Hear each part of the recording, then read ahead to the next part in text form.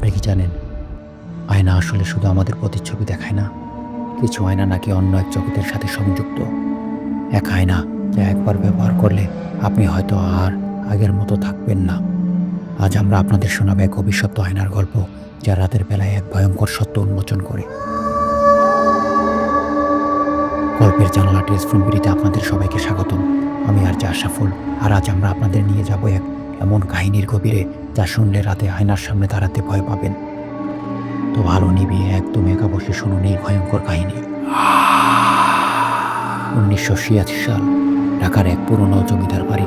সেই বাড়ির গোপন কক্ষে ছিল এক বিরাট আয়না, কিন্তু লোকজন বলতো এই আয়নার সামনে দাঁড়ালে কিছু অদ্ভুত জিনিস দেখা যায়।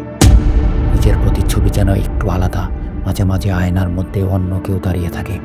রাতের বেলা আয়নার সামনে গেলে মনে হয় কেউ আপনাকে দেখছে, কিন্তু সেই আয়নাটি ছিল এক অভিশপ্ত জিনিস। কেন? কারণ এই আয়নার মালিক একসময় ছিলেন জমিদার রফিকউদ্দিন, যার মৃত্যু হয়েছিল এই আয়নার সামনেই। লোকজন বলে তিনি আয়নার সামনে বসে কিছু বলতে বলতে হঠাৎ করেই নিখোঁজ হয়ে যান। তার দেহ আর কখনো পাওয়া যায়নি। সাল 2004। এই জমিদার বাড়ি কিনে নেন এক ব্যবসায়ী ফরিদুল ইসলাম। তার মেয়ে সাইমা ছিল এই পরিবারের সবচেয়ে ছোট সদস্য। একদিন সে খেলার ছলে সেই পুরনো আয়নার সামনে গিয়ে দাঁড়ায়। প্রথমে সব স্বাভাবিক ছিল, কিন্তু কিছুক্ষণ পর সে দেখতে পায় আয়নার মধ্যে থাকা তার প্রতিচ্ছবি এসে উঠেছে, কিন্তু সাইমা নিজে হাসেনি। তারপরেই সে আয়নার ভেতরে টানতে শুরু করে। এক বিকট চিৎকার করে সে অজ্ঞান হয়ে যায়। পরদিন সকালে সাইমা একদম চুপচাপ হয়ে যায়, কিন্তু তখনও কেউ জানতো না আয়নার মধ্যে থেকে কিছু একটা সাইমার শরীরে ঢুকে গেছে।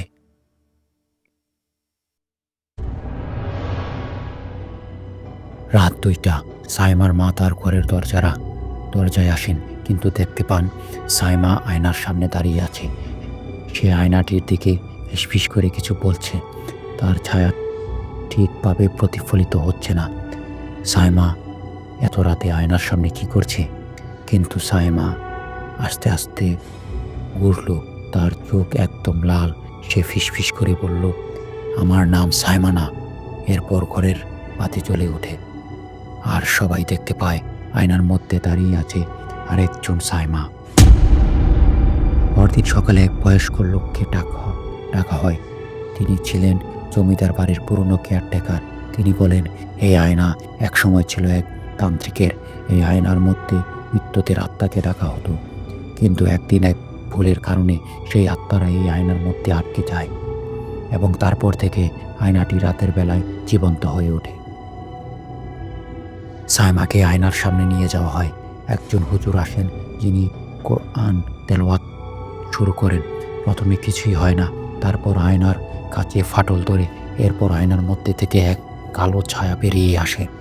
সেই বিকট চিৎকার করে বলল, তোমরা আমাকে বের হতে দেবে না, তাহলে তোমাদের কেউ নিরাপদ থাকবে না। এরপর সাইমা মাটিতে লুটিয়ে পড়ে। তার শরীর থেকে যেন একটা কিছু বেরিয়ে গেল। পরদিন সকালে সেই আয়নাটিকে ভেঙে ফেলা হয়, কিন্তু লোকমুখে শোনা যায় সেই আয়নার টুকরোগুলো হারিয়ে গিয়েছিল। সেগুলো এখনো অভিশপ্ত রয়ে গেছে। এই আয়না কি আসলেই অন্য জগতের দরজা? মৃত আত্মারা কি আয়নার ভেতরে আটকে থাকতে পারে? সাইমা কি সত্যি মুক্ত হয়েছে, নাকি এখনো তার মধ্যে কিছু রয়ে গেছে? আপনার মতামত জানাতে ভুলবেন না কমেন্টে।